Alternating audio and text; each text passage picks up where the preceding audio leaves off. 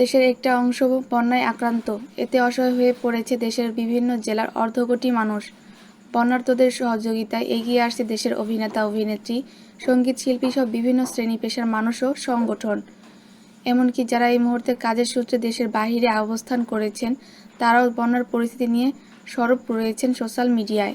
তাদের মধ্যে রয়েছেন ঢালিউডের তারকা জুটি অনন্ত জলিল ও বর্ষা। ব্যবসায়িক কাজে দেশের বাইরে থাকলেও বন্যার্তদের জন্য সহযোগিতার আশ্বাস দিয়েছেন এই দম্পতি।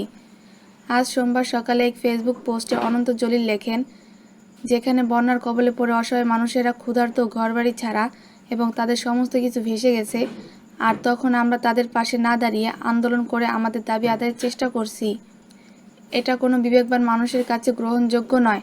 আসুন আমরা সবাই সব কিছু ভুলে গিয়ে অসহায় মানুষদের পাশে দাঁড়িয়ে মানুষ হিসেবে নিজেকে পরিচয় দেই। অসহায় মানুষদের সাহায্যকারীকে আল্লাহ পছন্দ করেন।